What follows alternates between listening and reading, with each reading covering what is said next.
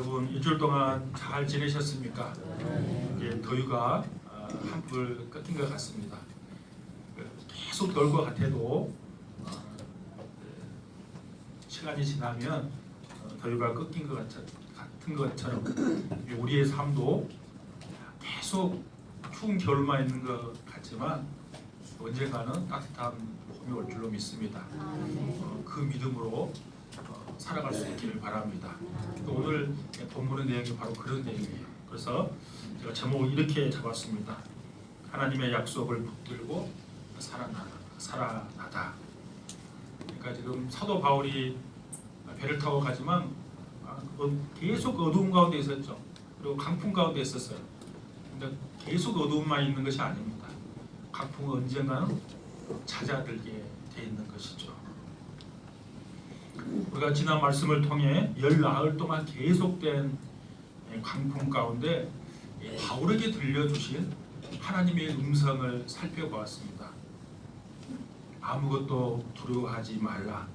내가 가이사 앞에 서야 하겠고 너와 함께 탄 자들을 내게 주겠다고 주님께서 바울에게 말씀하셨습니다.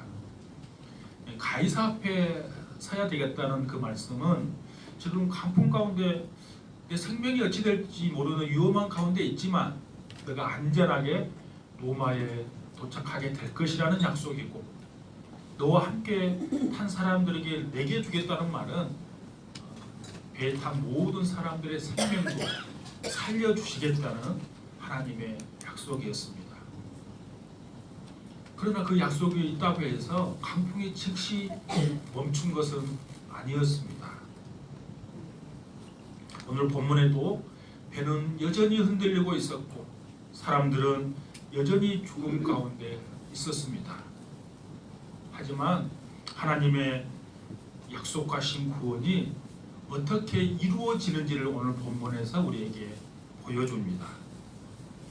바울과 사람들은 가만히 손을 놓고 기다리고만 있지 않았습니다. 배 안에 머물렀고 음식을 먹고 바다에 수심을 재고 배를 가볍게 하고 마지막까지 서로를 살리기 위해 최선의 노력을 다했습니다. 그리고 마침내 배는 부서졌지만 사람들은 모두 살아났습니다. 오늘 말씀을 통해 하나님의 약속을 믿는 믿음은 어떻게 행동하는 믿음이 되는지 그리고 그 믿음이 어떻게 다른 사람을 살리는 삶으로 이어지는지를 함께 살펴보려고 합니다. 그레데 섬 미양을 떠난 지 열 나흘째 되는 밤이었습니다. 배는 여전히 유라굴로 광풍에 휩쓸려 아드리아 바다를 이리저리로 표류하고 있었습니다. 자정이 될 무렵 경험이 많은 선원들이 육지가 가까워 있음을 짐작하게 돼요. 그래서 깜깜한 밤이었지만 그들은 배에서 줄을 내려서 수심을 재기 시작합니다. 오늘 본문에 보니까 처음에는 20길이었다 그랬죠. 20길이니까 제가 계산을 해보니까 38m쯤 돼요. 조금 더 시간이 지난 다음에 또 재보니까 15길이었습니다. 27m예요. 38m, 27m. 점점 지금 수면이 얕아지고 있는 거죠. 이 말씀은 육지가 점점 가까워지고 있다는 말이에요. 육지가 가까워지고 있다는 말은 암초에 걸려서 배가 파손될 위험이 점점 커지고 있다는 말과 같은 뜻이에요. 그래서 사람들은 29절에 보면 암초에 걸릴까 하여 4개의 닻을 내리고 날이 새기를 기다렸습니다. 여기서 우리는 주목할 것이 있습니다.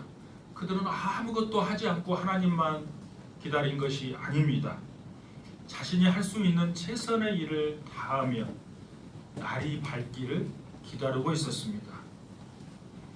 믿음은 아무것도 하지 않는 것이 아니라 내가 할 수 있는 일을 최선을 다하고 그 결과는 하나님께 맡기는 것입니다. 우리는 때때로 기도하며 된다고 생각하며 아무것도 하지 않거나 반대로 지금 내가 기도할 때가 아니라 행동할 때라고 생각하며 하나님을 의지하지 않을 때가 있습니다. 그러나 성경적인 믿음은 이 둘을 동시에 함께 붙잡는 것입니다. 최선을 다해 일을 하면서도 동시에 하나님 앞에 간절히 기도하는 것입니다.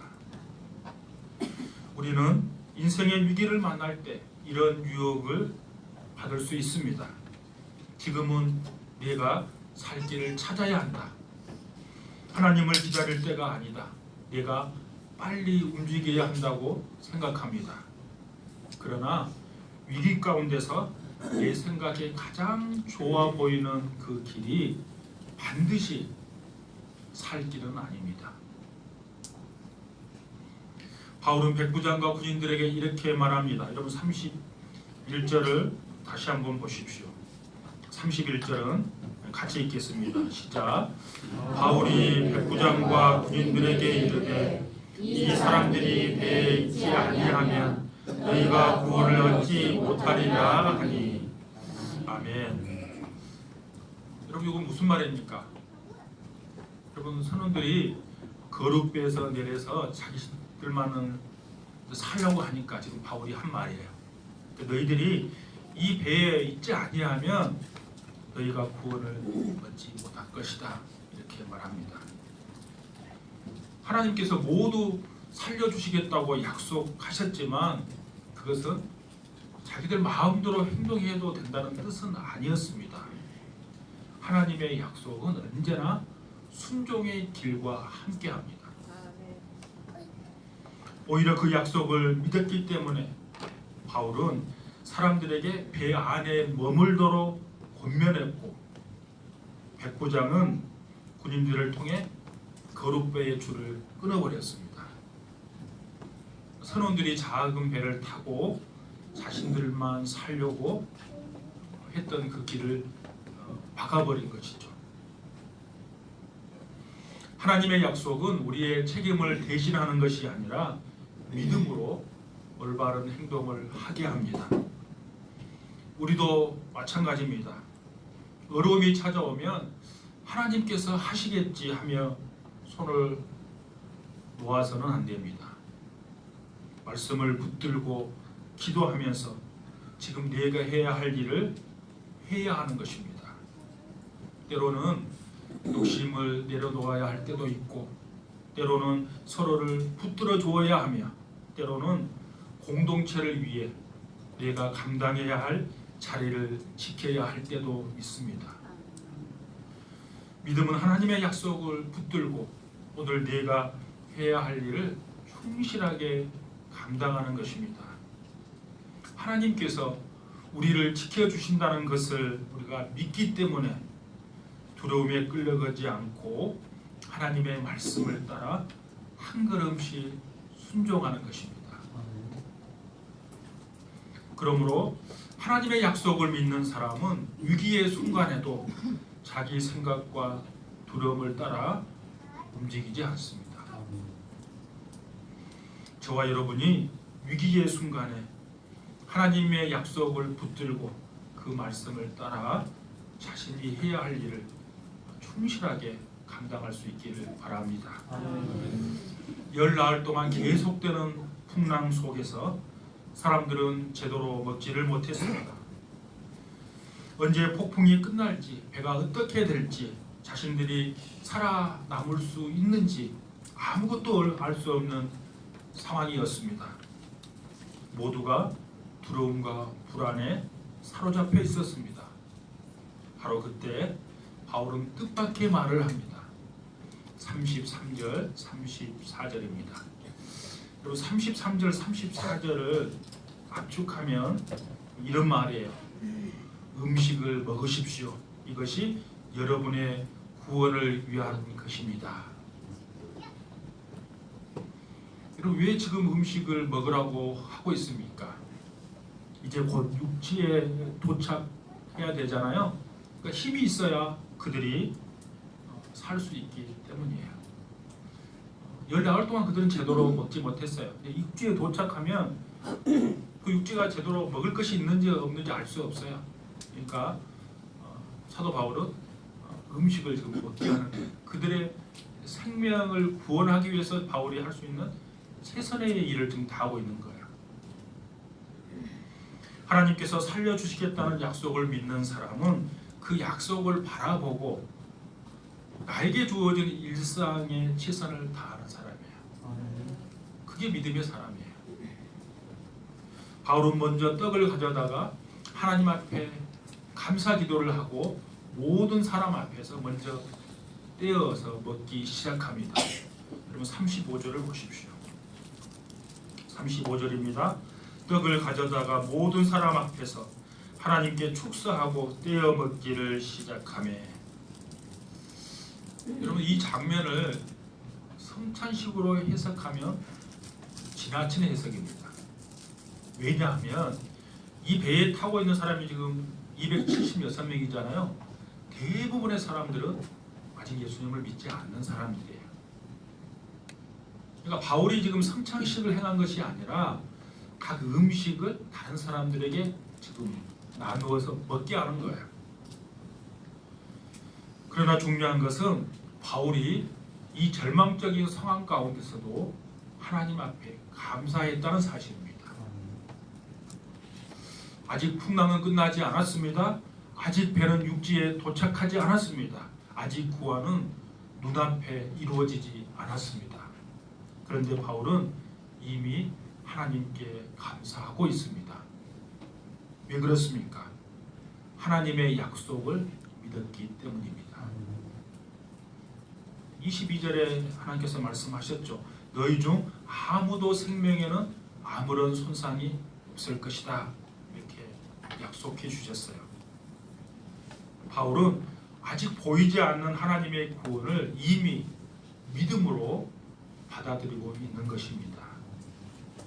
그래서 사람들이 바울의 모습을 보고 안심합니다. 26절에 보시면 그들도 다 안심하고 받아 먹었다. 이렇게 성경은 기록하고 있습니다. 이것이 믿음의 놀라운 힘입니다. 바울 한 사람이 하나님을 신뢰하고 평안하니까 그 평안이 다른 사람들에게 그대로 전달되는 것입니다. 우리의 믿음도 이와 같아야 합니다. 사람들이 모두 두려워할 때 우리는 하나님의 약속을 붙들고 평안을 보여줄 수 있어야 합니다. 모든 문제가 해결되었기 때문에 편안한 것이 아니라 문제보다 크신 하나님을 믿고 신뢰하기 때문에 편안한 것입니다. 우리의 가정에서, 우리의 직장에서, 교회에서 어려움이 찾아올 때 사람들이 우리를 보면 저 사람은 저렇게 어려운 가운데서도 평안할 수 있는가 이렇게 생각한다면 그것이 우리의 믿음을 세상에 보여주는 증거가 될 것입니다. 그런데 바울의 믿음은 여기서 멈추지 않습니다. 38절을 보십시오. 38절 배부르게 먹고 밀을 바다에 버려 배를 가볍게 하더니. 그들은 더 이상 이제 배에 실은 밀을 붙들고 있지 않았습니다. 배를 가볍게 해서 암초에 부딪히는 그 일을 최소화하기 위해서 가장 소중한 그 양식을 바다에 버렸습니다. 이것은 단순한 포기가 아닙니다. 하나님의 약속을 붙들고 살기 위해 내려놓아야 할 것을 내려놓는 믿음의 결단이었습니다. 여러분 우리 교회가 지금 비정관 건축을 하고 있습니다. 기존 건물을 다 철거를 했고 이제 설계 변경된 설계까지 다 설계를 다 마치고 지금 시청에 인허가 절차를 받고 있습니다. 아마 늦어도 9월 아마 중순이 되면 인허가 절차가 다 끝나고 이제 본격적인 비정한 건축이 시작될 것입니다. 그런데 비정관을 세우는 일은 단순히 건물 하나를 짓는 것이 아닙니다. 다음 세대를 살리고 지역을 섬기고 하나님께서 우리에게 맡겨주신 사명을 감당하기 위한 그 믿음의 걸음을 떼는 거예요. 아멘. 그런데 건축을 하다 보면 우리가 원하는 모든 것을 여러분 다 할 수 없어요. 여러분 저도 이제 건축위원장이신 정승열 장로님과 저하고 이제 업체하고 설계할 때 처음 설계할 때부터 저희들이 관여를 했어요.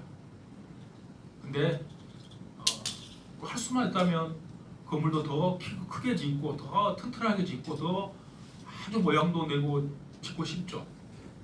여러분 근데 그렇게 할 수 없었어요. 왜 그런가 하면 우리에게 주어진 예산이 있기 때문에 그래요. 돈이 많이 있으면 얼마든지 원하는 대로 모양 다 내면서 할 수 있죠. 그 예산이 있기 때문에 우리가 할 수 있는 모든 것을 다 할 수 없는 거예요. 그래서 지금 할 수 있는 거 나중에 또 할 수 있는 거 구별해서 그렇게 건축을 할 수밖에 없는 것이죠. 때로는 하고 싶은 것도 사실은 이렇게 좀 더 모양을 내고 싶은 것도 내려놓았어요. 사실 계획도 변경시켰어요. 왜 그런가 하면 그것은 비전관을 포기하는 것이 아니라 비전관이라는 더 중요한 목적을 이루기 위함이에요. 배에 탄 사람들이 밀을 바다에 버린 것도 밀이 가치가 없어서가 아닙니다. 그보다 더 중요한 것이 있기 때문입니다. 그것은 바로 사람의 생명과 하나님의 약속이었습니다. 우리의 신앙도 마찬가지입니다. 하나님의 약속을 믿는 사람은 자신의 것을 무조건 붙드는 사람이 아닙니다. 하나님의 뜻을 이루기 위해 때로는 내 욕심과 계획을 내려놓습니다. 우리 교회도 비전관을 세워가는 과정 가운데 내가 원하는 것이 무엇인가 보다 하나님께서 우리 교회를 통해서 이루시고자 하는 것이 무엇인지를 생각해야 합니다. 그럴 때 우리가 내려놓는 것은 잃어버리는 것이 아니라 더 중요한 것을 붙드는 믿음의 행동이 될 줄로 믿습니다. 마침내 날이 밝아왔습니다. 열나흘 동안 계속되는 어둠과 강풍 가운데 드디어 육지가 보이기 시작했습니다. 사람들은 배를 해안으로 향하게 했습니다. 그런데 두 물이 만나는 거센 파도 때문에 배는 부서지기 시작했습니다. 지금까지 자신들을 안전하게 태우고 온 배가 더 이상 그들을 지켜줄 수 없게 되었습니다. 그런데 놀라운 일이 일어났습니다. 배는 부서졌지만 사람들은 모두 살아났습니다. 군인들은 제수들이 도망갈 것을 염려해서 그들을 죽이려고 했습니다. 왜냐하면 제수들을 대한 책임은 다 군인한테 가지고 있어요. 근데 군인들이 도망가 버리면 그 책임을 군인들한테 묻기 때문에 군인들은 그 책임을 면하기 위해서 제수들이 도망갈까봐 죽이려고 했어요. 근데 백부장은 사도 바울을 지키기 위해 그들을 막아섰습니다. 그 말씀이 여러분 43절입니다. 백부장이 바울을 구원하려 하여 그들의 뜻을 막고 그랬습니다. 그래서 헤엄치고 갈 수 있는 사람들은 다 이제 그 파손된 배에서 내려서 헤엄쳐서 육지에 들어갔고, 어떤 사람들은 본문에 보니까 널빤지와 배의 물품을 붙잡고 다 육지로 향하게 되었습니다. 그래서 44절에 보시면 마침내 사람들이 다 상륙하여 구조된다, 이렇게 성경이 기록하고 있습니다. 276명 모두가 살아났다는 말입니다. 배는 부서졌지만 한 사람도 목숨을 잃지 않았습니다. 이것은 하나님께서 이미 바울에게 약속해 주신 그 약속이 성취된 것이죠.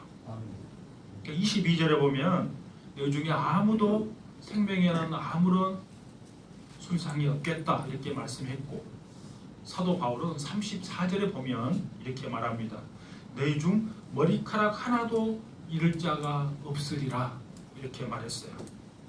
마침내 그 하나님의 약속이 이루어진 것입니다. 그래서 우리는 중요한 사실을 하나 발견하게 됩니다. 하나님께서는 한 사람의 신실한 종을 통해서 많은 사람들의 생명을 살렸습니다. 바울은 죄수가 아니었지만 죄수들과 함께 배를 탔고 자기 혼자 살려고 하지 않았습니다.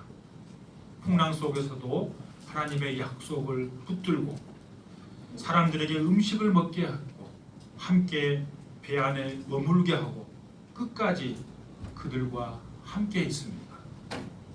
그 결과 바울 한 사람 때문에 276명 모두가 살아났습니다. 여러분, 이것이 우리가 세상 가운데 살아가는 이유가 되기도 합니다. 내가 있기 때문에 주변 사람들이 살아나야 합니다. 내가 있기 때문에 가정이 살아나고 교회가 세워지고 이웃이 소망을 얻을 수 있어야 합니다. 그런데 여기서 우리는 한 걸음을 더 나아가서 생각해야 합니다. 그리고 바울이 사람들을 살리는 것처럼 보이지만 사실 바울도 하나님으로부터 구원받는 사람이었습니다. 바울의 힘으로 사람들을 구원한 것이 아닙니다. 하나님께서 바울을 사용하셔서 사람들을 살리신 것입니다. 그리고 이것은 우리를 더 큰 구원의 사건으로 인도합니다. 사도 바울은 풍랑 속에서 사람들과 함께 머물며 그들의 생명을 살렸습니다. 그러나 예수님께서는 더 큰 구원을 이루시기 위해 죄인들과 함께 하셨고 마침내 죄인들을 대신해서 십자가에서 자신의 생명을 내어주셨습니다. 바울은 사람들에게 음식을 나누어 주었지만 예수님은 자신의 몸을 생명의 양식으로 내어주셨습니다. 바울은 풍랑 속에서 사람들에게 살 길을 보여주었지만 예수님은 십자가에서 친히 죽으심으로 우리에게 영원한 생명의 길을 열어주셨습니다. 배는 결국 부서졌습니다. 그러나 배 안에 있는 사람들은 살아났습니다. 십자가에서도 예수님의 몸은 찢겨지셨습니다. 그러나 십자가를 통해 죄인들이 살아났습니다. 그러므로 우리의 구원은 우리의 힘이나 능력으로 이루어지지 않습니다. 우리를 대신해서 십자가를 지신 예수 그리스도의 그 은혜에 달려 있습니다. 아멘. 어떤 강풍 속에서도 저와 여러분이 십자가를 굳게 붙들고 살아갈 수 있기를 바랍니다. 오늘 본문의 전체적인 결론입니다. 인생의 강풍이 불어와도 하나님의 약속의 말씀을 끝까지 믿음으로 붙들고 그 자리에 머물러 있을 수 있기를 바랍니다. 아멘. 내가 할 수 있는 일에 최선을 다하고 결과는 하나님께 맡기고 오늘 우리에게 주신 사명을 믿음으로 잘 감당할 수 있기를 바랍니다. 아멘. 때로는 믿음으로 내려놓아야 할 것을 내려놓고 하나님께서 주시는 그 살 길을 선택해야 합니다. 내가 보기에 놓고 싶지 않는 거 있을 수 있습니다. 그러나 하나님께서 내려놓으라고 하실 때 내려놓아야 더 좋은 새로운 것을 하나님께서 우리에게 주십니다. 그리고 우리를 살리신 예수 그리스도의 십자가의 은혜를 기억하며 나만 사는 인생이 아니라 다른 사람을 살리는 성도가 될 수 있기를 바랍니다. 광풍 속에서도 끝까지 주님을 떠나지 않고 어떤 상황 속에서도 십자가를 붙들며 나 때문에 가정과 교회와 이웃이 살아나는 삶을 살아가는 저와 여러분 다 될 수 있기를 주님의 이름으로 축복합니다. 아멘.